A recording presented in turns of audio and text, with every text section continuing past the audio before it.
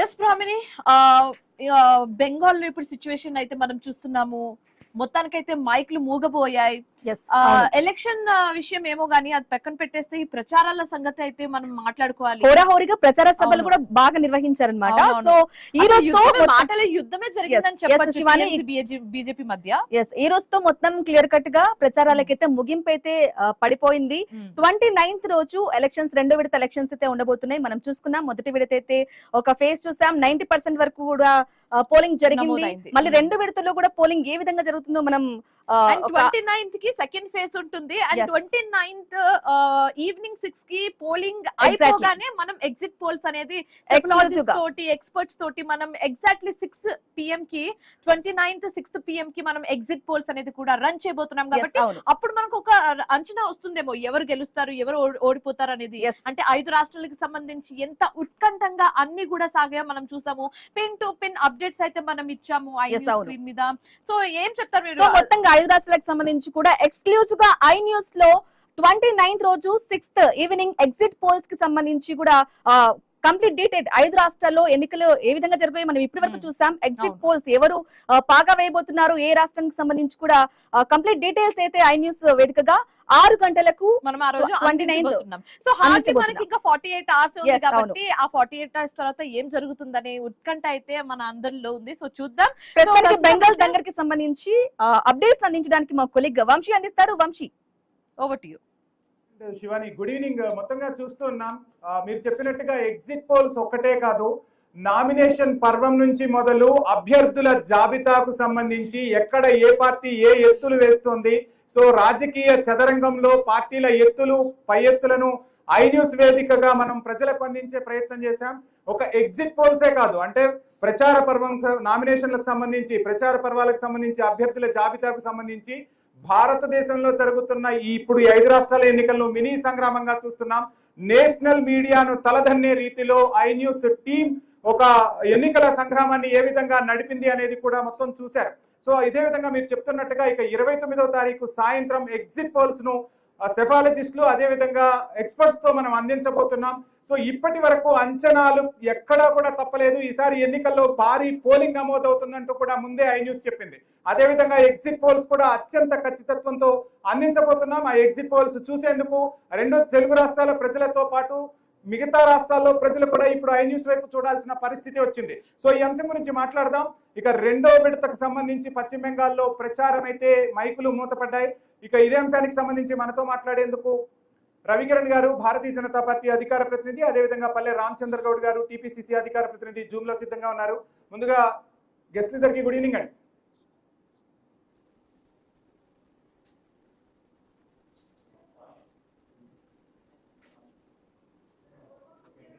Sir good evening sir. Good evening అండి. Yeah Ravikiran గారు, మొత్తంగా చూస్తున్నాం రెండో విడతకి సంబంధించి భారతీయ జనతా పార్టీ పూర్తిగా కాన్సన్ట్రేట్ చేసింది. ఇక రెండో విడతలో దక్షిణ బెంగాల్ కి సంబంధించి కాస్త టీఎంసీకి పట్టుంది. మొదటి విడతలో చూస్తే, గతంలో చూస్తే అక్కడ 92 సీట్లు అక్కడ గెలుచుకుంటే 52 మీరు గెలుచుకున్నారు. సో ఏంటి దక్షిణ బెంగాల్ పై భారతీయ జనతా పార్టీ వ్యూహం ఏంటి? ఈసారి అధికారంలోకి రాబోతుందా? ఎందుకంటే 3 సీట్ల నుంచి 77 సీట్లకు వచ్చిన భారతీయ జనతా పార్టీ వ్యూహాలు, ప్రతి వ్యూహాలు ఈసారి బెంగాల్లో ఎలా ఉండబోతున్నాయి, ఏం చెప్పదలుచుకున్నారు? వంశీ గారు, ముందుగా మీకు తోటి ప్యానలిస్ట్ వీక్షకులందరికీ శుభ సాయంత్రం అండి. ముందుగా పశ్చిమ బెంగాల్ ఓటర్ల మహాశయులందరికీ అభినందనలు, శుభాకాంక్షలు అండి. ఎందుకంటే మొదటి దశ ఓటింగు బంపర్ ఓటింగ్, 93% వరకు ఓటింగ్, 3,60,00,000 మంది బయటకు వచ్చి ఓటు వేయటం అంటే చిన్న విషయం కాదు, నవ్వుతో అభిష. ఆ రకంగా ప్రజాస్వామ్యాన్ని పరిడి వెళ్లే విధంగా ఏ రకంగా ఓటర్లందరూ నిర్భీతిగా బయటకు వచ్చి ఓట్లు వేశారు, అదే రకమైన ఉత్సాహం, అదే రకమైనటువంటి ఉత్సుకత ఏప్రిల్ 29వ తారీఖు కూడా చూపించి ప్రజాస్వామ్యాన్ని బతికించవలసిందిగా నా యొక్క విజ్ఞప్తి. అయితే మొదటి దశ పోలింగు అయితే 152 స్థానాలకి జరిగిందో మీరు అన్నట్టుగా వంశీ గారు, గతంలో 2021లో మాకు అక్కడ 59 స్థానాలు మాత్రమే వచ్చాయి. సో అది మాకు పట్టుకున్న ప్రాంతం 77, 2026లో మాకు 77 స్థానాలు వచ్చాయి, 59 అక్కడి నుంచి, ఆ ప్రాంతం నుంచి వచ్చాయి.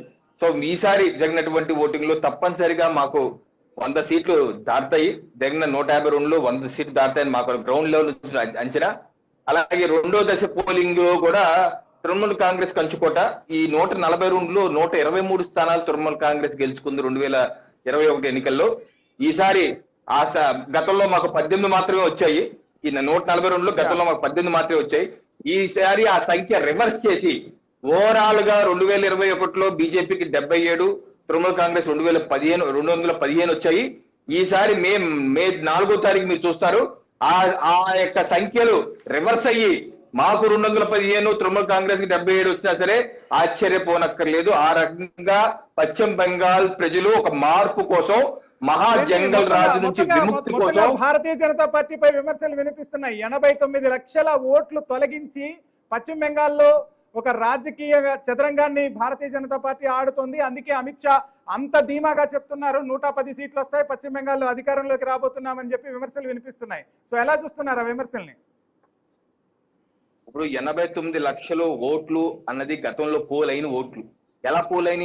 చాపా ఓట్లు అంటారు బెంగాలీ భాషలో. చాపా ఓట్లు అంటే దొంగ ఓట్లు, గుద్దుకుంటాం. దానిలో 89 లక్షల్లో 40 లక్షల మంది చనిపోయారు. వంశీ గారు, చనిపోయిన ఓట్లు కూడా గుద్దుకున్నారు. మరి అది అప్రజాస్వామికం కదా. అలాగే మిగతా వాళ్ళు దానిలో సుమారుగా 30 లక్షల మంది డూప్లికేట్ ఓటర్లు, మైగ్రేట్ అయిపోయిన ఓటర్స్, అక్కడ లేని ఓటర్లు, వాళ్ళ ఓట్లు కూడా పడిపోయినాయి. ఇది కదా నిజమైన ప్రజాస్వామ్యానికి గొడ్డలు పెట్టంటే. దానిలో 27 లక్షల ఓట్లు మళ్ళీ దాన్ని ఏ ఓట్లు ఏదైతే డిస్క్రిపెన్సీ 25 ఏళ్ల కుర్రవాడికి 20 ఏళ్ళ కొడుకున్నాడు, 30 ఏళ్ల కొడుకుడికి 30 ఏళ్ల వయసు ఉన్నప్పటికీ 10 మంది పిల్లలు 18 ఏళ్ళ వయసులు ఉన్నారు. ఇటువంటి అన్ని ఉన్నాయి డిస్క్రిపెన్సీస్. మరి ఇవన్నీ గతంలో ఓట్లు పడ్డాయి కదా. మరి పడ్డాయి ప్రజాస్వామ్యం గొడ్డలు పెట్టి కదా. ఆ రకమైనటువంటి ఓటుతో మమతా బెనర్జీ గెలిచిందని చెప్పాలి కదా. మరి ఆ రకమైన పరిస్థితి లేకుండా నిజమైనటువంటి ఆ ప్రజాస్వామిక విధానం ఏంటో తెలుసా? మొన్న ఫేజ్ 1 లో జరిగిన 152 అసెంబ్లీ కాన్స్టిట్యూన్సీలో 18 లక్షల ఓట్లు తొలగించబడ్డ ఓట్లండి. అయితే పోలైన ఓట్లు 26 లక్షలు అధికంగా పోలాయి. గతం కన్నా 2021 కన్నా 26 లక్షలు అధికంగా పోలేని. అది బ్యూటీ ఆఫ్ డెమోక్రసీ. ఏదైతే తొలగించాలంటున్నారో, ఏదైతే వంశీ గారు మీరు తమిళనాడులో తొలగించలేదండి 97 లక్షలు, ఉత్తరప్రదేశ్ లో తొలగించలేదా 2 కోట్ల వరకు. మరి ఎక్కడ ఏ గగ్గోలు చేయట్లేదే. వెస్ట్ బెంగాల్ తో పాటు అస్సాం తొలగించారు, కేరళను తొలగించారు, తమిళనాడు తొలగించారు, పుదుచ్చేరి తొలగించారు. ఈ తొలగింపు ప్రక్రియ అన్ని రాష్ట్రాల్లో జరుగుతున్నదే, అంతకన్నా ఎక్కువ జరుగుతున్నాయి. దాన్ని ఆ సాకుగా చూపించుకోవడం తప్పితే వాస్తవం ఏంటంటే బెంగాలీ ప్రజలు మార్పు కోరుకుంటున్నారు. బెంగాలీ అస్మిత కోసం పోరాటం, బెంగాలీ యొక్క ఉనికి కోసం పోరాటం, వారి యొక్క డెమోగ్రఫీ మార్చేస్తున్నారు. ఏంటి చొరబాటుదారులను ఎప్పుడు ప్రోత్సహించి మొత్తం డెమోగ్రఫీ మార్చేస్తున్నారు. దీనికి బెంగాలీ ప్రజలు ఒక తృణమూల్ కాంగ్రెస్ కి ఒక కఠినమైనటువంటి తీర్పు ఇచ్చారు, ఇవ్వబోతున్నారు. శివాని రైట్ వంశీ, చూస్తున్నాము. సో నాకు డౌట్ ఏంటంటే, ఇప్పుడు మనం బెంగాల్ విషయానికి వస్తే, బెంగాల్లో బీజేపీ అండ్ టీఎంసీ సిచ్యువేషన్ మనం చూస్తున్నాము. ఆల్రెడీ బీజేపీ బీహార్ కానివ్వచ్చు, ఢిల్లీ కానివ్వచ్చు, కలకత్తా అంటే బీహార్ కానివ్వచ్చు, లేకపోతే సౌత్ సదర్న్ స్టేట్స్ కి సంబంధించి చాలా ప్లేసెస్ లో కూడా నెగ్గాలని ప్రయత్నంలో ముందుకెళ్తుంది. సో ఇప్పుడు బీజేపీలో ఏ విధంగా ఉండబోతుంది? నా క్వశ్చన్ అదే. అంటే ఇన్ని రోజులు శివాని మీరు చెప్తున్నట్టుగా మీ క్వశ్చన్ కి ఆన్సర్ తీసుకునే ముందు ఒకసారి మనం పల్లె రామచంద్ర గౌడ్ గారి వాయిస్ కూడా తీసుకుందాం. So please continue. నమస్కారం అండి మిత్రులకు అందరికి. ఎలా చూస్తున్నారు సార్ ఈ ఎలక్షన్? ఎలా చూస్తున్నారు? ఇది ఎలక్షన్ ప్రజాస్వామ్య బద్దంగా జరగాలని కోరుకుంటామండి. యాక్చువల్గా ఏంటంటే అక్కడ కొద్దిగా బీజేపీ వాళ్ళు ఎక్కువ అధికార దుర్వినియోగంగా స్పెషల్ గా అక్కడ ఇంట్రెస్ట్ చూపించడం, ఆర్థికంగా కూడా అంటే సుమారు 3-4 సంవత్సరాల నుంచి కూడా బలంగా చేయాలని, ఎప్పుడైనా కానీ ప్రజాస్వామ్యంలో ఆర్థిక వనరులు అంటే అధికారం ఒక దిక్కు రావాలనే ప్రయత్నంతో వాళ్ళు చేస్తున్నారు. ఏదైనా ప్రజాస్వామ్యం గెలవాలని మేము కోరుకుంటున్నాము. అక్కడ ఏదైనా ప్రజాస్వామ్యబద్ధంగా విరుద్ధంగా ఏదైనా జరిగితే మాత్రం మేము దానికి సపోర్ట్ అనేది లేదు. ఒకటి మాత్రం అక్కడ ఏమైతుందంటే ప్రతి రాష్ట్రంలో కూడా వీళ్ళు అన్ని అంటే తమ దగ్గర ఉన్న వనరులు అన్న ఈడీ అనుకోండి, సిబిఐ అని అనుకోండి, ఈ స్పెషల్ ఫోర్స్ అనుకోండి, ర్యాపిడ్ యాక్షన్ ఫోర్స్ అనుకోండి, ఇవన్నీ వినియోగించి అక్రమాలు పాల్పడుతున్నదనే ఒక అనుమానం ఉన్నది. దాంట్లో ఏదైనా పొరపాటు జరిగితే మేము దాన్ని ఖండిస్తామండి. ప్రజాస్వామ్యబద్ధంగా ప్రజలు అక్కడ స్థానికంగా ఉండే వాళ్ళందరూ కూడా ఇప్పుడు 3 సార్లు తృణమూల్ కాంగ్రెస్ కు సపోర్ట్ చేసింది. ఇప్పుడు కూడా ఎట్లున్నా దానికి ఏం సమాజంలో అంటే మార్పు అనేది సహజం. ఏ రకంగా వచ్చినా అటు టీఎం అంటే తృణమూల్ కాంగ్రెస్ వచ్చినా, బీజేపీ వచ్చినా, ఇంకే పార్టీ వచ్చినా కానీ ప్రజాస్వామ్యబద్ధంగా రావాలని కోరుకుంటామండి. ఇక్కడ మాత్రం ఎక్కడైనా కానీ మనము ఈ కాలంలో ఈ టైంలో చూస్తుంటే ఏమైతుందంటే అధికారము, బలము, అదే రకంగా దుర్వినియోగం అనేది జరుగుతుంది. ఆ దుర్వినియోగంలో ఇక్కడ ఎక్కువ టాక్ అంటే ప్రొపగండా జరుగుతుందండి. అక్కడ అధికార దుర్వినియోగంతో పాటు వీళ్ళు ఫోర్స్ స్పెషల్ గా చేసి ప్రతిది కూడా ఇల్లీగల్ గా చేస్తున్నారనే అనుమానాలు వస్తున్నాయి. దానికి రిజల్ట్ వచ్చిన తర్వాత చెప్పగలుగుతామండి. నిజానికి కూడా ఎక్కడైనా మనం కోరుకునేది ప్రజాస్వామ్యబద్ధంగా ప్రజలకు హక్కు ఉంటది. అక్కడ ఏమైనా ఇబ్బంది జరుగుతుందా, మరి ఏం జరుగుతుందా? సంతోషంగా అయితే 15 సంవత్సరాల నుంచి అక్కడ జరుగుతున్న తృణమూల్ కాంగ్రెస్ కు కూడా గట్టిగా ఇప్పుడు పోటీ ఇస్తుందా అనేది తెలుస్తుంది. బీజేపీ వాళ్ళు మరి ఏం కుయుక్తులు చేస్తున్నారు అంటే రామచంద్ర గారు, ఒక డౌట్ అండి నాకు. ఇప్పుడు బెంగాల్ విషయానికి వస్తే, బెంగాల్లో అంటే ప్రతిపక్షం బీజేపీకి ఒకవేళ ఆల్రెడీ బీహార్ చేదాటిపోయింది అంటే ప్రతిపక్ష పార్టీలకి బీజేపీ బీహార్ లో కానివచ్చు, ఢిల్లీలో కానివచ్చు, లేకపోతే ఇంకా సదర్న్ స్టేట్స్ లో కూడా వాళ్ళే పాగా వేసే ఛాన్సెస్ మనం చూస్తున్నాము. ఒక టీఎంసీ కూడా అంటే వెస్ట్ బెంగాల్ కూడా ఇంకా వాళ్ళ చేతిలోకి వెళ్ళిపోతే అప్పుడు ప్రతిపక్ష హోదా అనేది ఉంటుందా ఫ్యూచర్ లో? అట్లేముండదండి. ప్రతిపక్షంలో అంటే 2-3 సీట్లు ఉన్న బీజేపీ కూడా ఇప్పుడు సుమారుగా 250 సీట్ల వరకు వచ్చిందండి. 1-2 సీట్లతోని అది మార్పు అని సహజము. మనం కోరుకునేది అంటే ప్రజాస్వామ్యంలో ప్రతిపక్షం కూడా స్ట్రాంగ్ ఉండాలండి. ఇక్కడ ఏమైతుందంటే వీళ్ళు స్పెషల్ గా అంటే కేంద్ర ప్రభుత్వం ఏం చేస్తుందంటే వాళ్ళ ఉన్న ఆర్థిక వనరులు, ఇప్పుడు ప్రైవేట్ వనరుల్లో చూస్తుంటే ఏదైనా కానీ ప్రతి దానికి ఆర్థికంగా ముడిపడి ఉన్నదండి. ఇక్కడ డబ్బులు అనుకోండి, అధికారం అనుకోండి, తర్వాత అన్ని రకాలుగా ఫోర్స్ తోని మార్పు తీసుకురావడం జరుగుతుంది. బీహార్ లో జరిగింది, అంతకుముందు ఢిల్లీలో జరిగింది, ఇప్పుడు పంజాబ్ లో కూడా మొన్న 7 ఎంపీలు అంటే వాళ్ళకి ఈడీ రైడ్ అయిన తర్వాత మారడం జరిగింది. ఇవన్నీ అంటే ముందు చూపించేది ఒకటి ఉన్నది, ఎట్లా జరిగేదని ఏమైతుందంటే ఎవరి మీదైనా ఈడీ రైడ్లు, సిబిఐ రైడ్ల భయపడి వాళ్ళ ఆర్థిక వనరులను కాపాడుకోవడానికి మార్పు కోరుకుంటున్నారు. దాంట్లో ఏమన్నా జరుగుతుంది అనేది అనుమానం అండి. అది ప్రతి దగ్గర జరుగుతుంది. ఎందుకంటే దాంట్లో బీజేపీలో పోయిన వాళ్ళందరూ, అక్రమాలు చేసిన వాళ్ళందరూ అలా పోయిన తర్వాత సక్రమం అవుతారు. నిర్మా వాషింగ్ పౌడర్ లాగా అందరు కూడా క్లియర్ గా అవుతున్నారు. అట్లా కాదు, సమాజంలో అంతా సక్రమంగా ఉండాలని కోరుకుంటున్నానండి. ఏం చేసినా కానీ దాన్ని దీది సవాల్ విసురుతున్నారు. పశ్చిమ బెంగాల్లోనే కాదు, ఈసారి నా గురి ఢిల్లీకే అంటూ చెప్తున్న పరిస్థితి. అమిత్ షా ఏమో ఖచ్చితంగా మేమే అధికారంలోకి రాబోతున్నాం అంటున్నారు. ఏంటి పశ్చిమ బెంగాల్ ఎన్నికను మోదీ వర్సెస్ దీదీగా చూడొచ్చు అంటారా? మొత్తంగా పరిస్థితులు అలానే కనిపిస్తున్నాయి కదా, ఏం చెప్పబోతున్నారు? పశ్చిమ బెంగాల్లో ఇప్పుడు రామచంద్ర గారు మీరు ఒకసారి గూగుల్ కొట్టి చూడండి. 2021 ఎన్నికల తర్వాత ఏ రకమైన హింస చెలరేగింది, ఎంతమందిని మానభంగాలు చేశారు మహిళల్ని, ఎంతమంది ఆ యొక్క రాష్ట్రాన్ని వదిలి అస్సాం కానీ వేరే రాష్ట్రం పారిపోవాల్సి వచ్చింది, ఎంతమంది ఇల్లుని తగలబెట్టారు. 2024 ఎన్నికలు, 2021 ఎన్నికలు, అంతకు ముందు జరిగిన ఎన్నికలు కూడా మీరు గణాంకాలు తీసుకోండి. ఏ రకమైన వైలెన్స్ జరుగుతుంది, అలాగే ఏ రకమైనటువంటి అధికార దుర్వినియోగం.